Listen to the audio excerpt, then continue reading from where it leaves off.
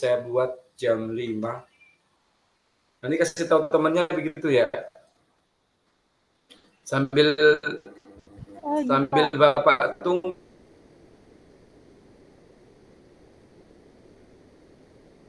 nanti sampai jam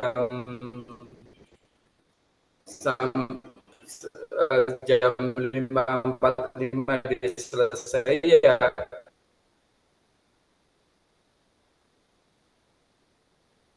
langsung aja masuk ke pulau link ini ya. Bisa dipahami saya.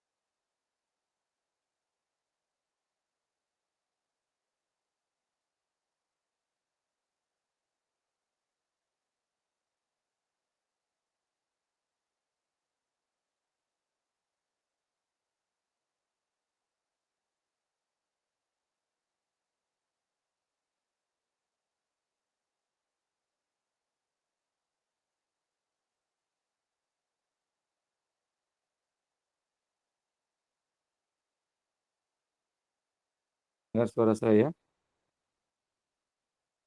Halo? Tes? Tes? Terdengar, Pak. Oke, kita mulai ya. Sambil saya menggunakan HP ini di laptop saya, rupanya jaringannya tidak kurang bagus, mungkin masalah apa ya. Oke, saya mulai dengan Assalamualaikum warahmatullahi wabarakatuh. Waalaikumsalam warahmatullahi wabarakatuh. Alhamdulillahirrahmanirrahim. Amma ba'du. Eh, yang saya hormati kepada para mahasiswa sekalian, mohon maaf waktunya karena ada banyak hajat perkuliahan yang hari ini bersama-sama harus kita selesaikan. Dan memang eh, inisiatif saya mencari waktu, saya pikir jam 5 sampai jam 6 lewat berapa itu bisa selesai, ternyata masih juga bentrok dengan mata kuliah yang lain. Kemarin pada pukul 19 juga bentrok. Ya sudahlah, kita yang penting kehadiran teman-teman semuanya pada hari ini, seberapa banyak kita dilaksanakan perkuliahan kita, intinya begitu aja. Semoga teman-teman yang lain nanti bisa menyusul di jam berikutnya. Maka oleh karena itu kita sambil menunggu teman-teman yang mau bergabung pada perkuliahan kali ini. Oke, saudara sekalian yang berbahagia, saya akan menyampaikan materi pada kali ini yang sebenarnya materi ini sudah ingin saya share melalui Google Meet melalui laptop saya, tapi karena ada hal maka saya menyampaikan melalui HP, dan kemudian materi mungkin saudara tidak bisa melihatnya karena saya tidak bisa share ini di sini karena HP saya ini share di mana, filenya ada di laptop, sementara saya menyampaikan materi melalui HP. Mohon maaf ya. Saudara bisa lihat atau buka materinya di kuliah online ya. Oke, saudara sekalian yang berbahagia, fungsi dan peran masjid dalam pengembangan Islam. Kita lanjutkan bahwa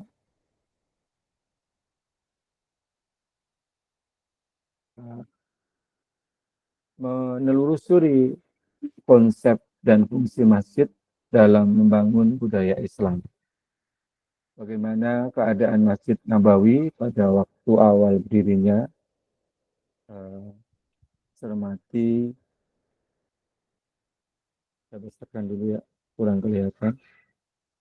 Cermati penuturan Muhammad Hasan Haikal, tulis buku Sejarah Hidup Muhammad sebagai berikut. Masjid itu merupakan sebuah ruang terbuka yang luas. Keempat temboknya dibuat dari batu bata dan tanah. Atapnya sebagian terdiri dari daun kurma dan yang sebagian lagi dibiarkan terbuka. Salah satu bagian lagi digunakan untuk tempat orang-orang fakir miskin yang tidak punya tempat tinggal. Tidak ada penerangan di dalam masjid itu pada malam hari. Hanya pada waktu sholat isya diadakan penerangan dengan bakar jerami. Yang dengan itu berjalan selama 9 tahun. Sudah itu kemudian baru digunakan lampu-lampu yang dipasang pada batang-batang kurma yang dijadikan penopang atap itu. Sebenarnya tempat-tempat tinggal Nabi sendiri tidak mewah keadaannya dibandingkan daripada masjid. Meskipun tempat tinggal Nabi sudah sepatutnya lebih tertutup. Selesai membangun masjid dan tempat-tempat tinggal, Muhammad pindah dari rumah Abu Ayyub ke tempat ini. Sekarang terpikir olehnya akan kehidupan baru yang harus segera dimulai, yang telah membawanya dan membawa dakwahnya itu harus melangkah lebih lebar. Dia melihat adanya suku-suku yang saling tentangan, dalam kota ini yang tidak dikenal pada saat ia berada di Mekah. Namun ia juga melihat semua kabilah dan suku itu merindukan adanya suatu kehidupan damai dan tentram, jauh dari segala pertentangan dan kebencian yang pada masa lampau telah memecah belah mereka. Kota ini akan membawa ketentraman pada masa yang akan datang, yang diharapkan akan lebih kaya dan lebih terpandang daripada Mekah. Saudara sekalian, ada hal masjid dalam konsep dasarnya adalah tempat sujud. Mencermati teks di atas, tampak bahwa masjid pada zaman Nabi Muhammad SAW memiliki fungsi yang melampaui konsep dasarnya itu. Coba Anda lakukan analisis lebih lanjut, berkomunikasilah dengan dosen dan teman-teman Anda. Kata dia, bagaimana masjid di zaman Rasulullah, masjid yang sangat sederhana tadi, yang disebut dengan masjid yang pertama kali dibangun, disebut dengan Masjid Kuba. Nah ini ada gambar tentang Masjid Kuba yang sekarang tentu lebih bagus dibanding pada masa awal pembangunannya. Di dalam Quran surat At-Taubah ayat 108, Allah SWT memerintahkan, janganlah kamu bersembahyang di dalam masjid itu selama-lamanya. Sesungguhnya masjid yang didirikan atas dasar takwa atau Masjid Kuba, sejak hari pertama adalah lebih patut kamu bersembahyang di dalamnya. Di dalamnya ada orang-orang yang ingin membersihkan diri, dan sesungguhnya Allah menyukai orang-orang yang bersih. Jadi saudara sekalian yang berbahagia, masjid yang didirikan oleh Rasulullah SAW bersama dengan sahabat, masjid itu didasarkan atas dasar ketakwaan kepada Allah. Tetapi tidak dipungkiri pula ada masjid yang didirikan oleh orang kafir. Yang disebut di sini adalah Masjid Dirar. Dalam suatu riwayat dikisahkan bahwa pada bulan Rajab tahun ke-9 Hijriah, ketika Rasulullah SAW bersama umat Islam sedang mempersiapkan diri berangkat ke Tabuk menghadapi invasi Romawi, terdengar kabar bahwa orang-orang munafik secara diam-diam telah membangun masjid di Duawan. Di masjid inilah mereka mengkonsolidasi diri dengan tujuan hendak mengubah ajaran Allah dan memecah belah kaum muslimin dengan menimbulkan bencana serta kekufuran. Setelah selesai membangun masjid, pemimpin orang-orang munafik itu mendatangi Rasulullah dan mengatakan, kami telah selesai mendirikan masjid, karena itu kami mengharapkan di sini meminta Rasulullah SAW untuk sholat di sana. Kau menjalankan sholat di masjid kami. Saudara masih dengar suara saya?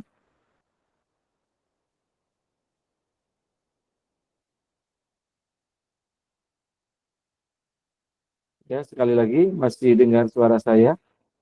Masih, Pak. Masih, Oke. Pak.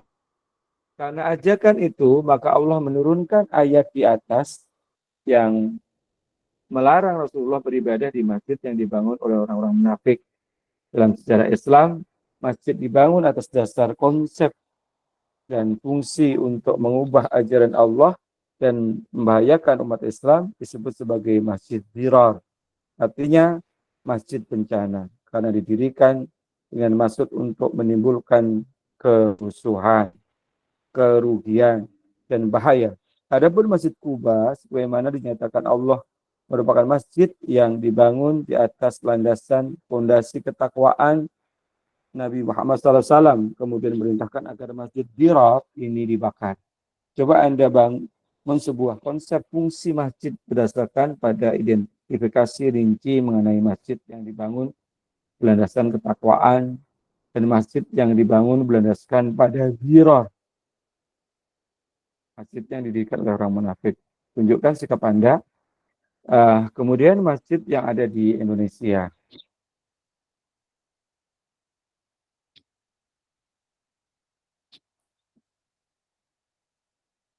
Sejalan dengan perkembangan umat Islam, jumlah masjid saat ini sangat banyak dan tersebar di hampir seluruh negara di dunia. Di Indonesia saja jumlah masjid tercatat 643.843 masjid.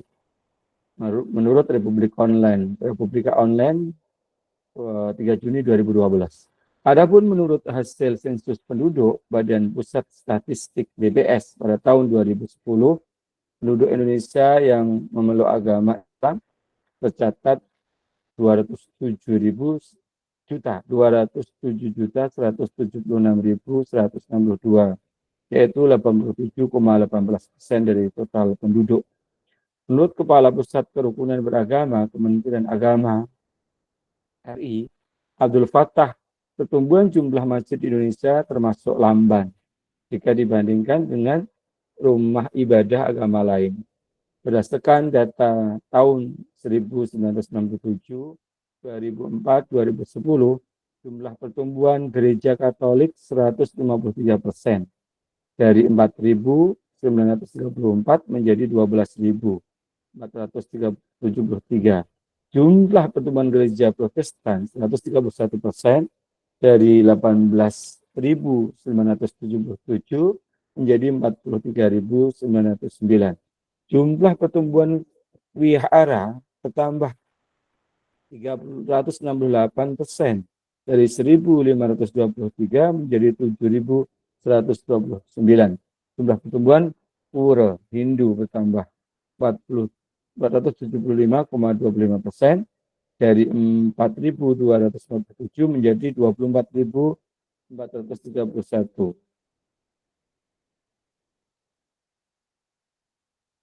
Sedang masjid hanya bertambah 60%, dari 392.044 menjadi 643.083. Diperkirakan kelambanan pertumbuhan ini disebabkan masyarakat Muslim Indonesia lebih cenderung menambah kapasitas masjid dibanding menambah jumlahnya. Lepas dari kelambanan dalam pertumbuhan jumlah di atas, keterbatasan masjid yang sampai menjangkau berbagai masyarakat dengan corak budaya sangat beragam telah mempengaruhi terhadap konsep dan fungsi masjid. Bandingkan dengan fungsi masjid pada masa saat pertama kali masjid didirikan oleh Rasulullah SAW. Kala itu konsep dan fungsi masjid pada masa dewasa ini, perhatikan dan amati secara cermat foto masjid berikut. Di Indonesia, masjid tumbuh di berbagai masyarakat dengan corak yang bermacam. Dari atas searah Jarum Jam, ada Masjid Bayan Belek di Lombok Utara, NTB, merupakan masjid kuno. Masjid Raya Sahabudin merupakan masjid kerajaan Melayu Siak, Riau. Masjid Raya Pasar Atas Ketinggi dan Masjid AR Fahrudin merupakan masjid kampus UM Malang, Jawa Timur. Beda masjid, beda konsep, dan beda fungsi. Bagaimana analisis kritis Anda? Apa hubungannya dengan kebudayaan? Tulis hasil analisis Anda dalam esai dan komunikasikan melalui diskusi kelas. Bagian B menanya tentang konsep masjid dan fungsi masjid kampus dalam membangun budaya Islam. Nabi Muhammad SAW telah diangkat menjadi Nabi dan Rasul, melaksanakan dakwah Islam dalam 2 periode yang dikenal dengan periode Mekah selama 13 tahun dan periode Madinah selama 10 tahun. Dalam perjalanan hijrah Nabi dari kaum Muhajirin dari Mekah ke Madinah, masjid merupakan bangunan yang pertama kali didirikan. Sebelum sampai di Madinah, Nabi dan kaum Muhajirin beristirahat di desa Kuba selama 4 hari sambil menunggu kedatangan kaum Muhajirin yang berangkat belakangan. Nabi Muhammad mendirikan masjid. Di masjid inilah Nabi Muhammad mengimami sholat berjamaah dan mengadakan pengajian.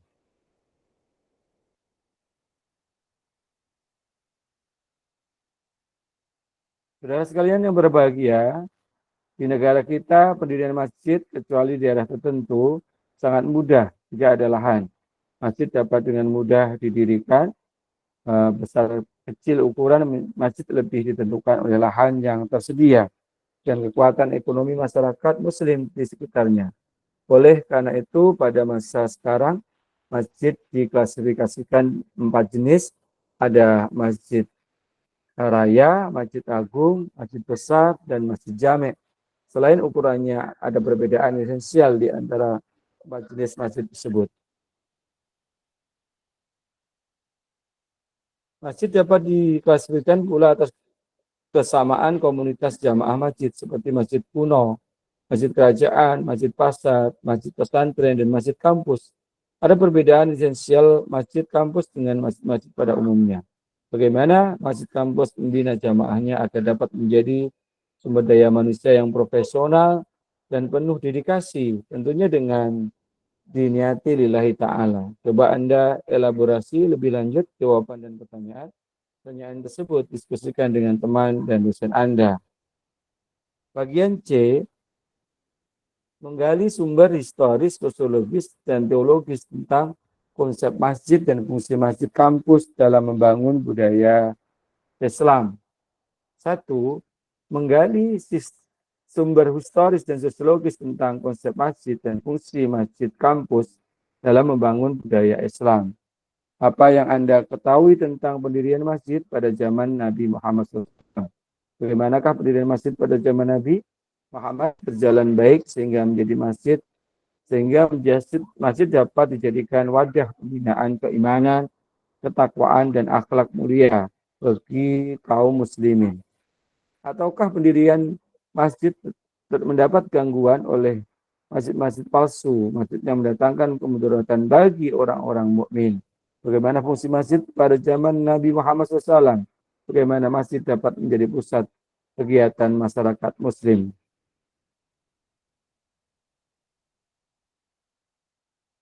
Kegiatan masjid pada zaman sekarang, bagaimana fungsi dan peran masjid? Yang pertama, bagian A, masjid ada pada zaman Nabi Muhammad SAW. Pada masa Nabi Muhammad SAW, pada era Madinah, ada 3 tipe masjid yang perlu dijadikan bahan pembelajaran. Yakni masjid yang pertama kali dibangun, dikenal dengan Masjid Kuba, yaitu masjid yang didirikan atas dasar takwa, masjid yang didirikan oleh orang-orang munafik dengan tujuan merusak keimanan, menghancurkan kaum muslimin, dikenal sebagai Masjid Dirar. Dan 3, musala pertama kali, tempat yang digunakan untuk sholat hari raya Idul Fitri dan Idul Adha, sholat istisqa, sholat meminta hujan, dan tempat menyembah hewan kurban. Pertama, bicara tentang Masjid Kuba. Masjid Kuba merupakan masjid yang pertama didirikan secara langsung oleh Nabi Muhammad SAW.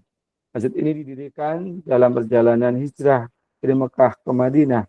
Sebelum sampai di Madinah, tepatnya di desa Kuba, Nabi Muhammad dan kaum muhajirin beristirahat selama 4 hari, Senin sampai dengan Kamis. Selama beliau tinggal di sana, beliau mengajarkan Islam dan membangun sebuah masjid yang dikenal dengan Masjid Kuba. Masjid inilah dalam catatan sejarah Islam disebut sebagai masjid pertama yang didirikan Rasulullah. Beliau mendirikan Masjid Kuba sebagai tempat sholat berjamaah dan pendidikan Islam. Peristiwa ini diabadikan oleh Allah SWT dan Quran Surah At-Taubah ayat 108. Pada awal berdirinya Masjid Kuba merupakan bangunan yang kecil dan sederhana, tetapi sudah terbentuk struktur masjid. Bentuk bangunannya 4 persegi panjang.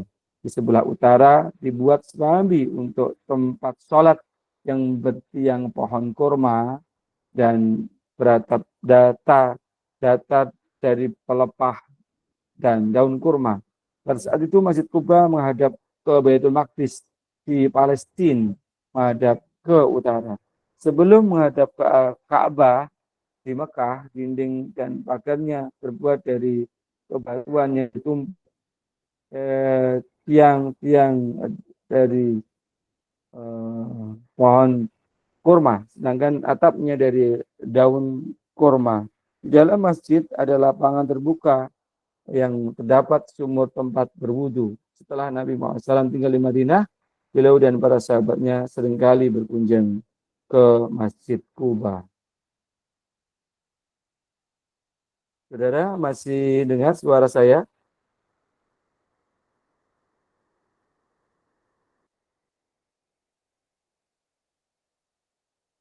Bagaimana?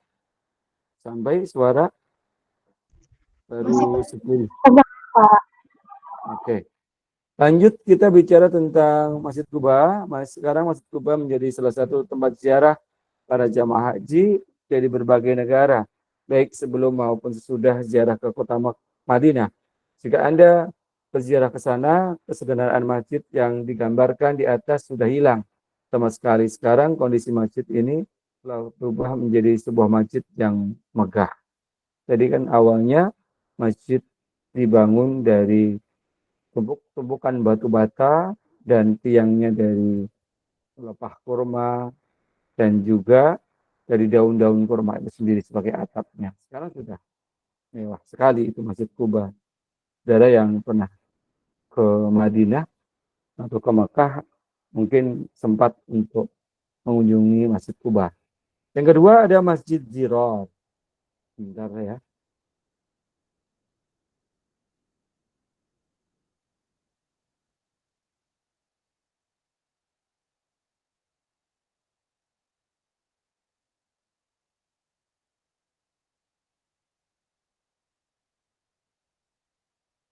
Masjid Zirar adalah masjid yang mendatangkan kemudaratan bagi orang-orang mukmin. Secara sosiologis, Masjid Zirar didirikan oleh orang-orang Islam dengan tujuan sengaja ataupun tidak sengaja, sadar mau ataupun tidak sadar, untuk membelokkan keimanan orang-orang Islam ke arah kekafiran dan memecah belah umat. Namun secara teologis, Masjid Zirar didirikan oleh orang-orang munafik. Perhatikan ayat Al-Quran berikut yang memberitahukan pendirian Masjid Zirar. Kami tidak menghendaki selain kebaikan, dan Allah menjadi saksi bahwa sesungguhnya mereka itu adalah pendusta. Quran Surat At-Taubah ayat 107. Perlu dicatat secara khusus di sini bahwa orang-orang munafik itu tidak merasakan dirinya munafik. Dalam ayat tersebut mereka bersumpah, kami tidak menghendaki selain kebaikan. Artinya, tekad mereka itu yang mereka rasakan untuk berbuat kebaikan. Tentu saja kebaikan perspektif mereka. Tapi di sisi Allah mereka justru berbuat keburukan. Mereka, orang-orang munafik itu, memiliki sebuah keyakinan religius dan mereka meyakini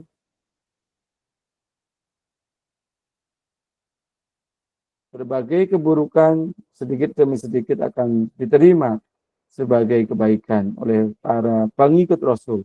Oleh karena itu, Tuhan langsung mengingatkan Rasulullah SAW bahwa masjid tersebut adalah Masjid Zirar, yakni masjid yang mendatangkan kemudaratan bagi orang-orang mukmin.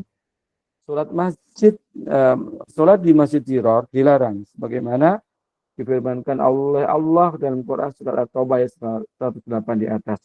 Pada zaman sekarang kita sama sekali tidak bisa dan tidak mungkin serta tidak boleh memberikan label terhadap suatu masjid sebagai Masjid Zirar.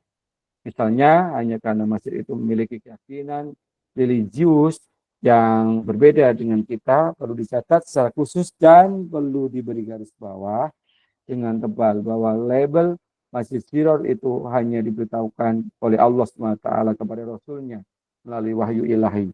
Dalam riwayat tadi, bahkan Rasulullah sendiri rencananya akan mendirikan sholat di masjid itu.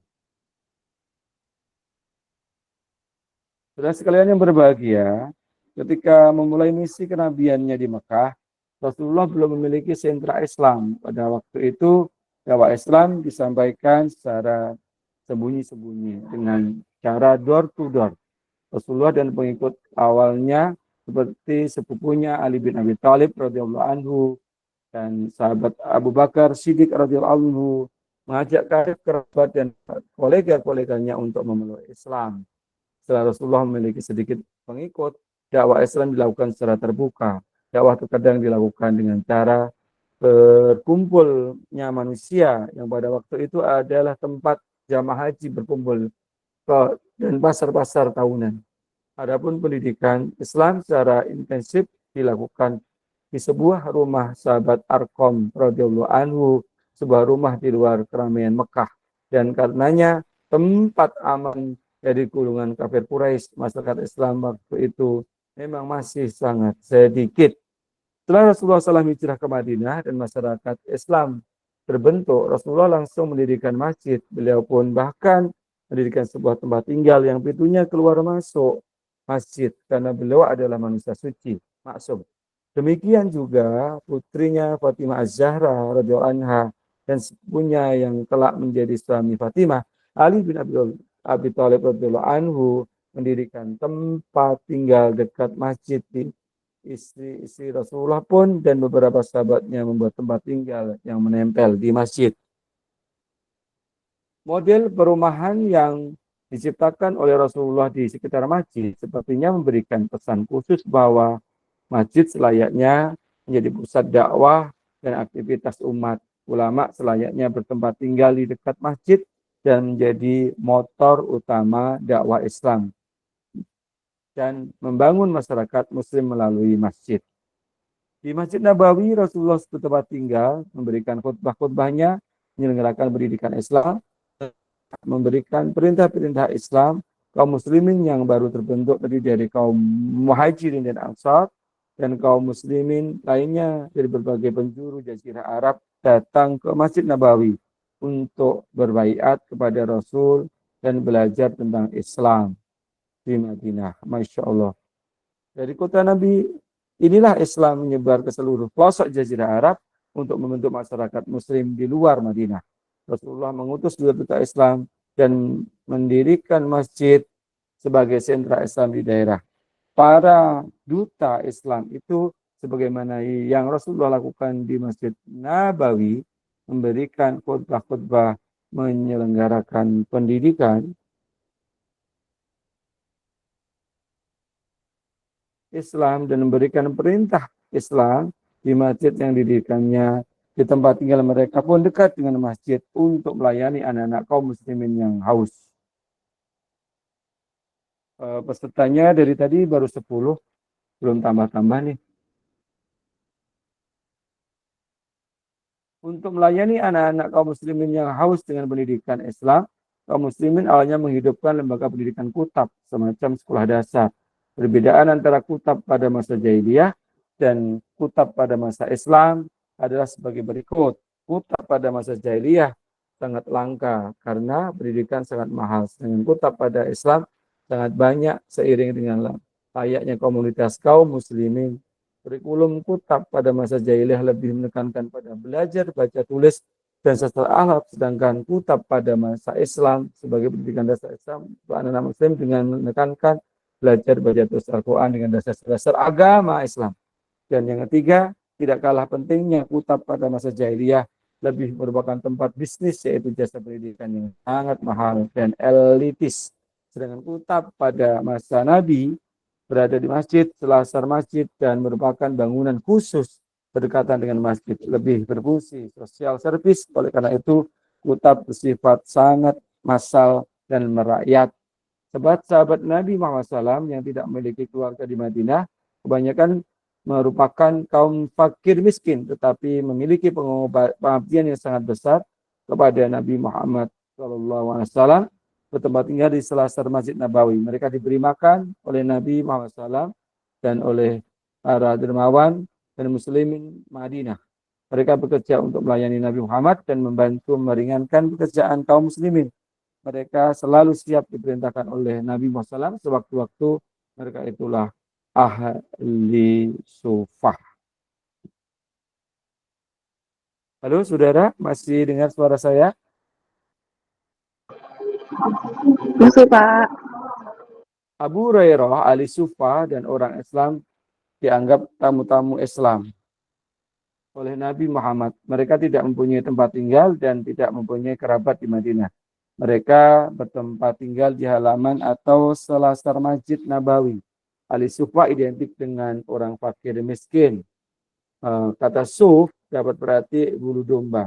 Sehingga istilah ahli sufah mengindikasikan orang-orang yang tidak memiliki harta kecuali hanya satu baju yang terbuat dari bulu domba.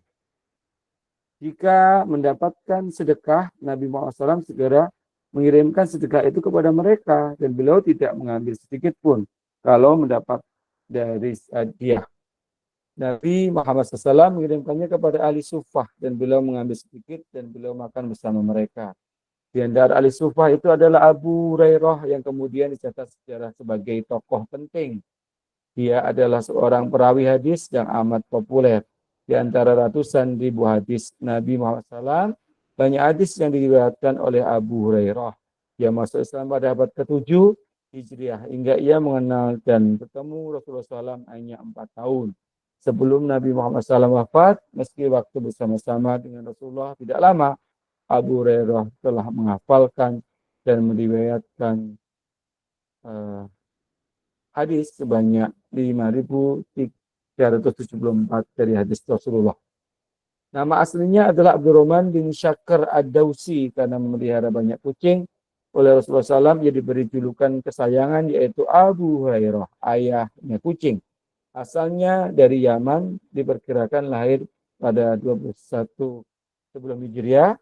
Setelah masuk Islam, ia tinggal di selasar Masjid Nabawi dan menjadi sahabat setia Nabi Muhammad dalam berbagai keadaan dan kesempatan, sehingga tidak mengherankan bila ia mendapat banyak ilmu dari Nabi Muhammad SAW. Berdasarkan teks di atas, coba Anda lebih jauh lalu mengidentifikasi fungsi masjid di luar peribadatan seperti penyelenggaraan sholat. Jelaslah konsep fungsionalisasi masjid yang dapat Anda tawarkan. Yang ke-C, yaitu masjid sebagai pusat kegiatan masyarakat muslim. Tidak dapat disangkal bahwa masjid sudah merupakan pusat kegiatan masyarakat muslim. Implikasinya sesuai dengan perkembangan masyarakat. Maka perkembangan pula fungsi dan peran masjid. Kegiatan masjid pun semakin meluas aspek peribadatan dan budaya Islam. Fungsi dan peran masjid yang dari waktu ke waktu meluas memberikan kesadaran dan pemahaman umat Islam terhadap pemanfaatan masjid semakin meningkat. Meluasnya fungsi dan peran masjid ini sering dengan laju pertumbuhan umat Islam di Indonesia, baik secara kuantitatif maupun secara kualitatif, yang tercermin dalam bertambahan jumlah penduduk muslim dan peningkatan jumlah intelektual muslim yang sadar dan peduli terhadap peningkatan kualitas umat Islam. Kondisi inilah yang mendorong terjadinya perluasan fungsi dan peran masjid. Sejak awal pertumbuhannya masjid di Indonesia pada mulanya dipahami dan difungsikan oleh sebagian besar masyarakat muslim Indonesia sebagai tempat suci untuk mendekatkan diri kepada Allah melalui ibadah-ibadah khusus. Bahkan ada yang memahaminya hanya sekedar tempat penyelenggaraan ibadah salat saja. Namun sejalan dengan perkembangan pemahaman dan kesadaran masyarakat, masjid tidak lagi dipahami seperti itu. Di tengah kehidupan masyarakat Indonesia, terutama di daerah perkotaan, masjid berfungsi sebagai pusat peribadatan, juga sebagai pusat pembinaan umat. Pendidikan dan aktivitas sosial seperti kegiatan pendidikan anak dan remaja, majelis taklim, musyawarah warga, akad nikah, dan pemberdayaan ekonomi umat dipusatkan di masjid. Fungsi dan peran masjid diharapkan terus meningkat sehingga mampu berperan secara aktif untuk mengayomi dan membina keberagaman pendidikan dan kesetaraan umat. Insya Allah. Pertama, luasnya pemahaman umat Islam terhadap fungsi masjid di tengah kehidupan masyarakat. Di satu sisi mencerminkan masa depan umat Islam akan lebih baik. Namun di sisi lain menimbulkan persoalan baru, yaitu persoalan pengelolaan masjid. Pengelolaan masjid ini betul-betul berfungsi sebagaimana masjid didirikan oleh Rasulullah dan para ulama pewaris Nabi, yakni sebagai sentra umat Islam, menjaga tujuan ditetapkan syariat Islam. Masyarakat di Indonesia tergolong masyarakat yang religius, betapa tidak hingga saat ini masyarakat Indonesia sangat dekat dengan masjid. Saat ini 5 waktu dikerjakan di masjid, pengajian, mulai dari pengajian umum, ibu-ibu, anak-anak, pengajian pemuda, remaja di masjid. Pada rapat ke RT-an, ke RW-an, dan musyawarah misalkan sering juga dilakukan di masjid. Kumpul para pemuda, remaja hingga pos ronda pun sering menyatu dan berada di serambi masjid. Aktivitas sosial, ekonomi, dan politik bahkan seringkali di Allah. Tidakkan di masjid pula, karena itu dapatlah dikatakan bahwa masjid di Indonesia bukan hanya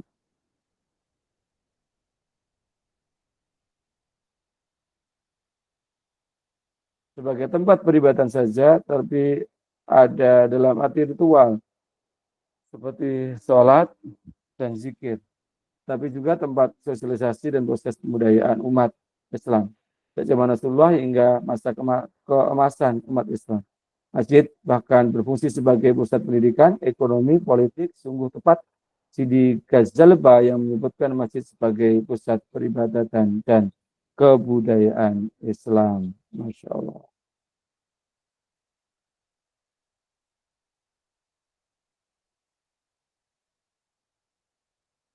Astagfirullahaladzim. Alhamdulillah sudah 23 ya yang ikut.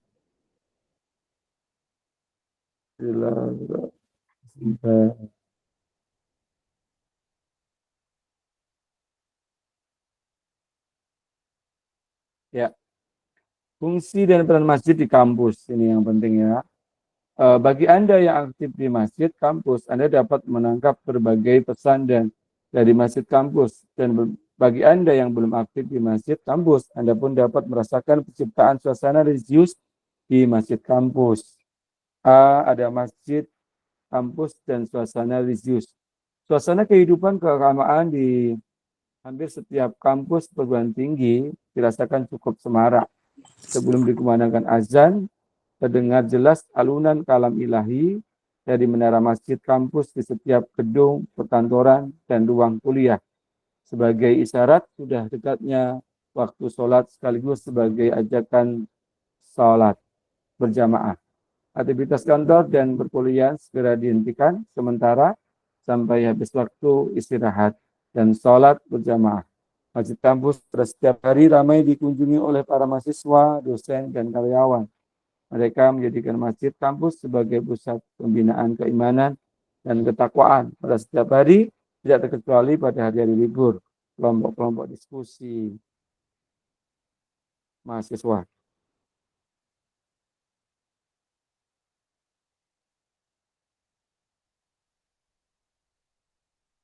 Dilaksanakan sehingga menjadikan suasana lingkungan masjid kampus semakin semarak. Banyak mahasiswa dan karyawan yang lebih suka memilih berada di lingkungan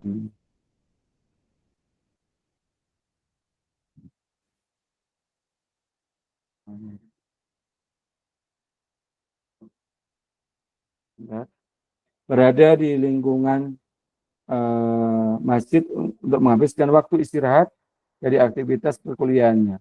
Ada yang sekedar istirahat sambil menunggu waktu sholat berjamaah, ada juga yang berdiskusi tentang masalah-masalah keagamaan dan masalah pelajaran. Bahkan di serambi masjid kampus dijadikan tempat mengikat janji para mahasiswa dan teman-temannya.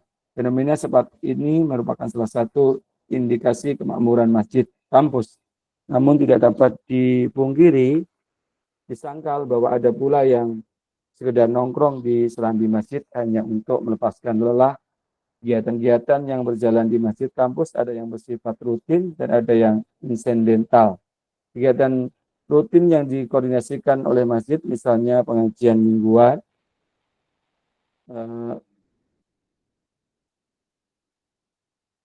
jamaahnya sekitar 10-20 orang, kuliah subuh setiap pagi, jamaahnya sekitar 20-30 orang, pengajian ibu-ibu, jamaahnya berkisar 15-25. Kegiatan yang dilaksanakan di masjid kampus bukan hanya program pengurus DKM kampus, tetapi juga kegiatan-kegiatan yang bersifat alamiah muncul dari keinginan jamaah sendiri. Kuliah duha dan tutorial dan monitoring keagamaan. Sepertinya kita mendengarkan suara azan terlebih dahulu ya.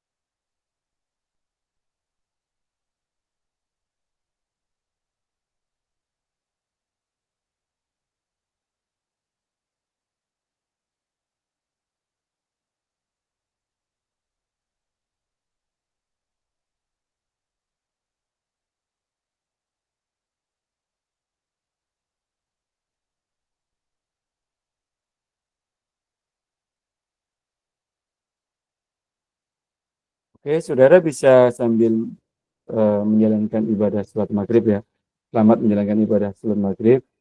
Kita sambil meneruskan ya, dan nanti akan saya absen 10 menit ke depan ya, sholat maghrib dulu ya.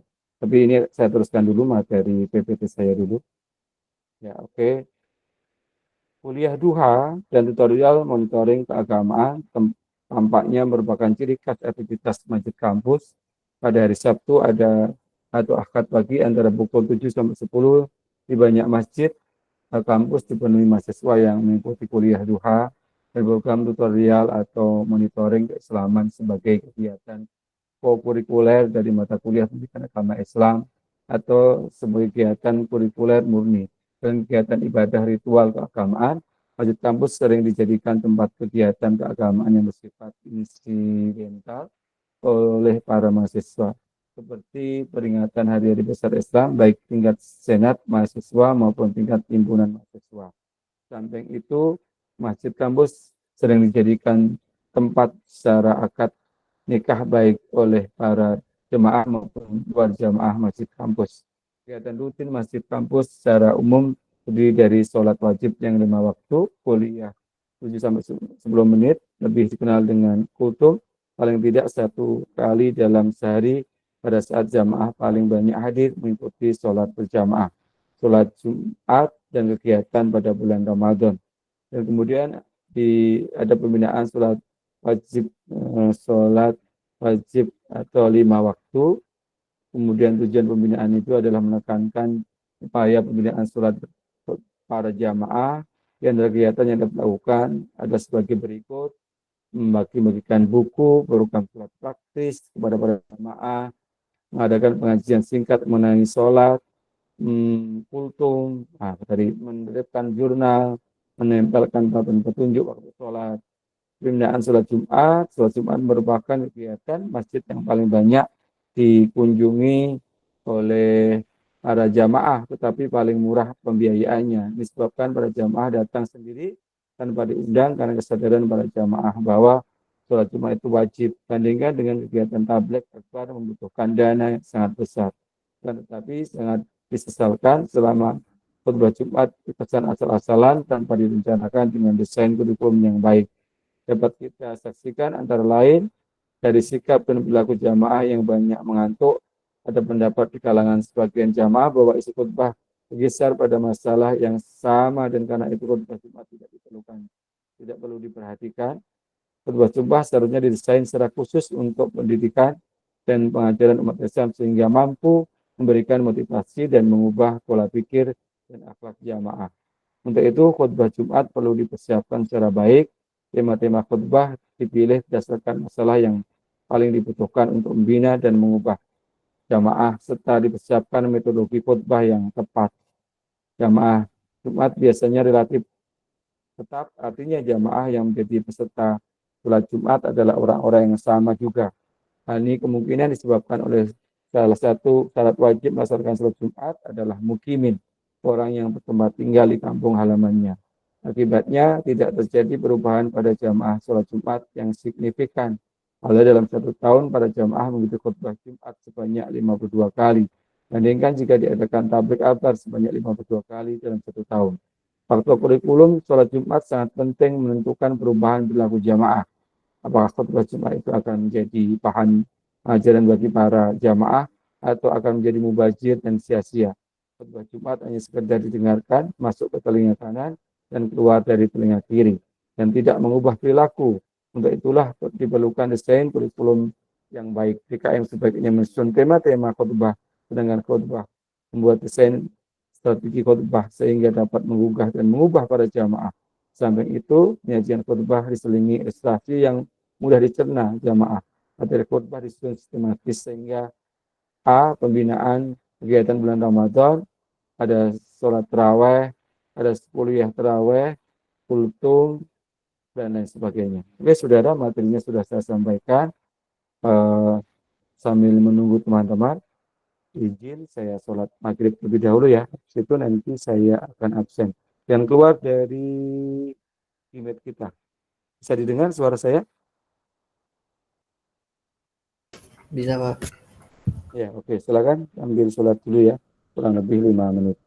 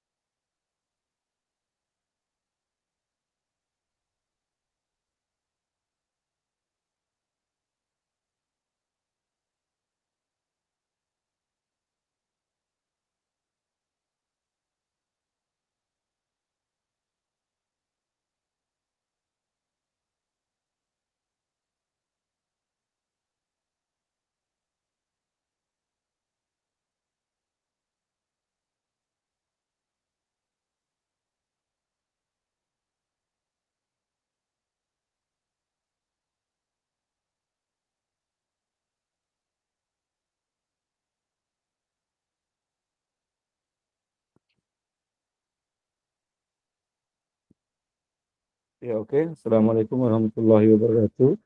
Saya teruskan kembali.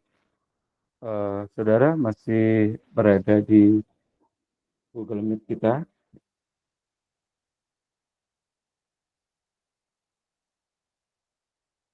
Masih, Pak. Ya, oke. Selamat menjalankan ibadah sholat maghrib ya bagi kita semuanya. Oke. Materi sudah saya sampaikan. Apakah ada di antara saudara ingin tanyakan? Silakan untuk terkait tentang materi ataupun eh, hal yang lain. Di dalam perkuliahan kita ini kita dituntut harus memenuhi ya absensi yang ada, jangan kelewatan atau ketinggalan terhadap kuis dan forum yang kemarin, jangan lupa yang belum boleh jadi ketinggalan dan tidak terekam sehingga dianggap tidak hadir. Untuk kedepannya mohon untuk diperhatikan jangan sampai terjadi hal-hal yang demikian. Hari ini kita mengadakan perkuliahan dari jam 5 sampai jam 6 itu sebenarnya nanti jam 7 itu ada rapat dengan kampus terkait UTS ya. Jadi maka saya ambil waktu di jam ini. Eh, saudara yang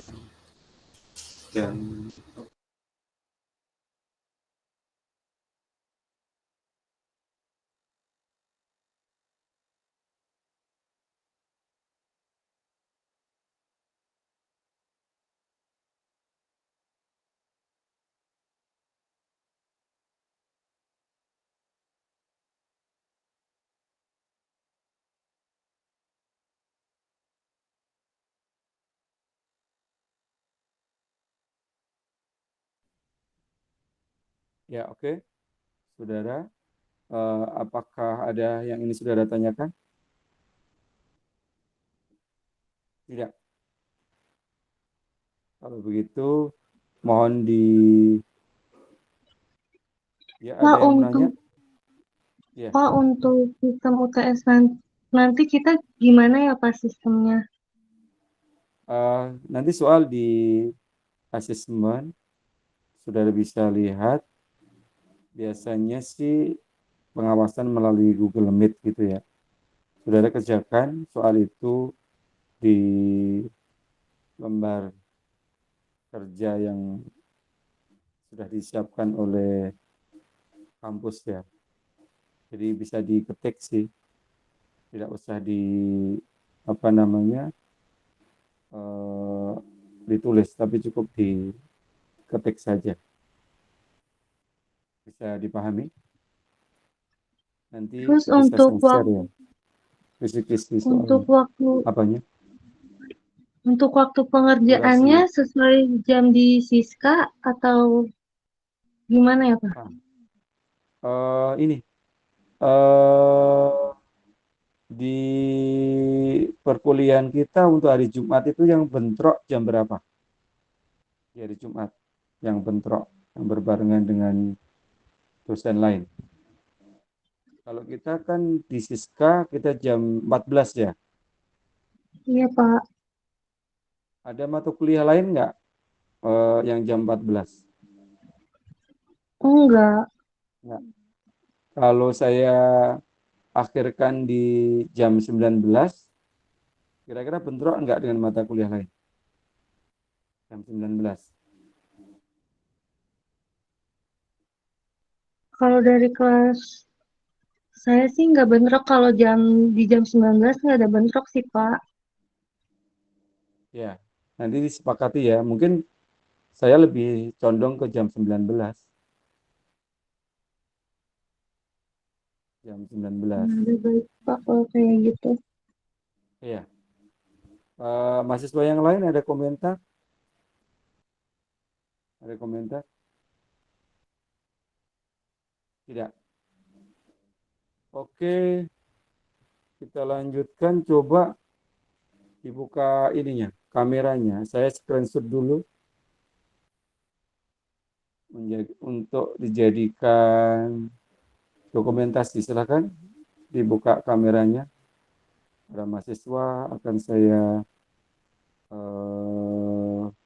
screenshot untuk dokumentasi dan sekaligus saya akan absen kehadiran saudara.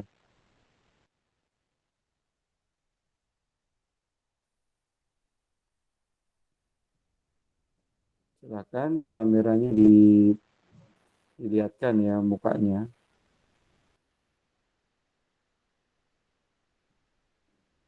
Oke. Kita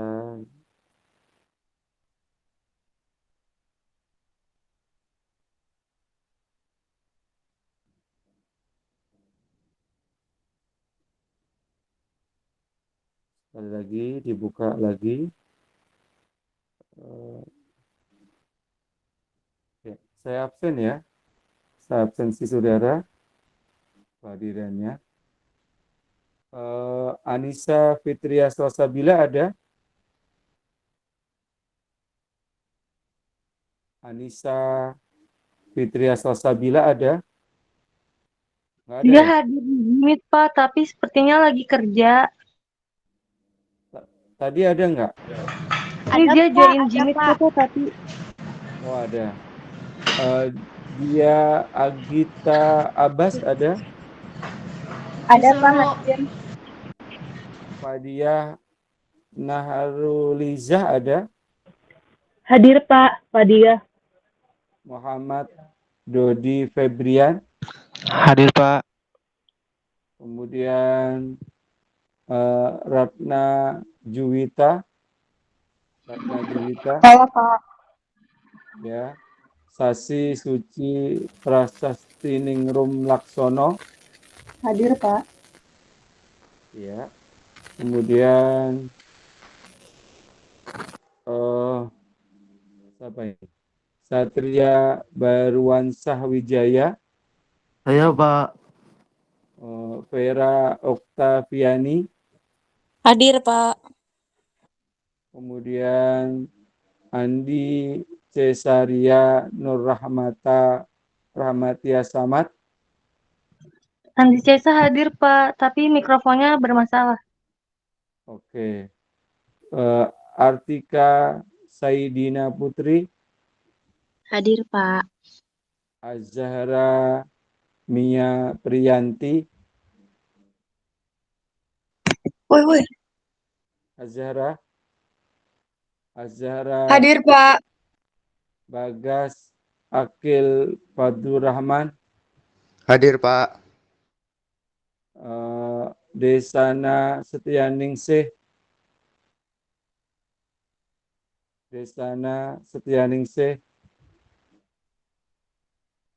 Devi Pratiwi, Hadir, Pak. Dia Putri Rahmatika, Dia hadir, Pak. Ica Riani, Hadir Pak. Kamilia Surahman,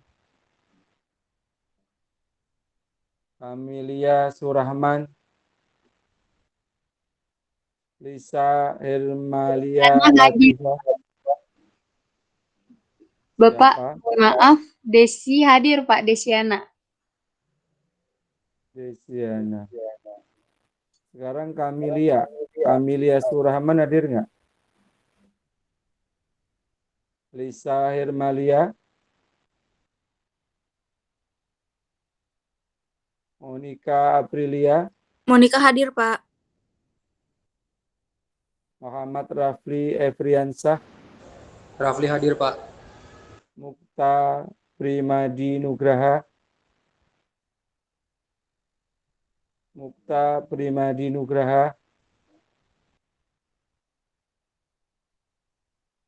Nurindah Apriani, Hadir, Pak. Fajar Dika Dwi Cahya, Fajar hadir, Pak. Putri Salwa Puspitasari, Hadir, Pak. Raditya Anugrah Iskandar. Raditya Anugrah Iskandar. Rahma Noviadila. Rahma hadir, Pak. Rahmawati. Rahmawati hadir, Pak. Ridho Firmansyah.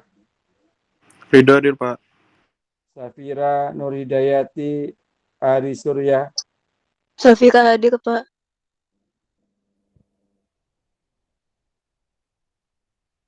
Siska Nuraini. Siska hadir, Pak. Siti Alfiah. Hadir, Pak. Vina Yudia Zahra. Hadir, Pak. Apriska Raidistia. Hadir, Pak. Saya ulang yang belum saya absen. Mohon diperhatikan.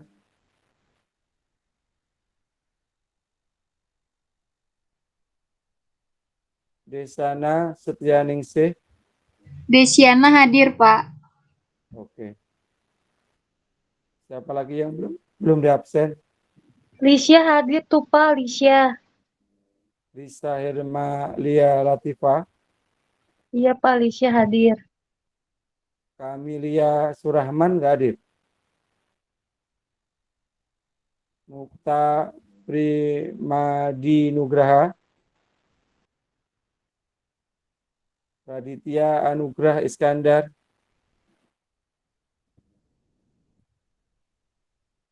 Oke ya, saya simpan.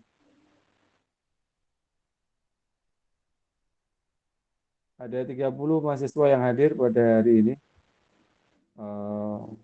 Semoga kehadiran saudara memberikan. Hadir ya, Pak. Siapa namanya?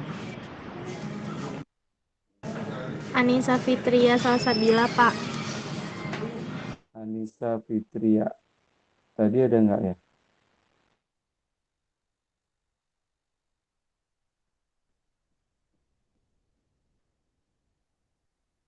Anissa, sepertinya udah saya absen. Bentar.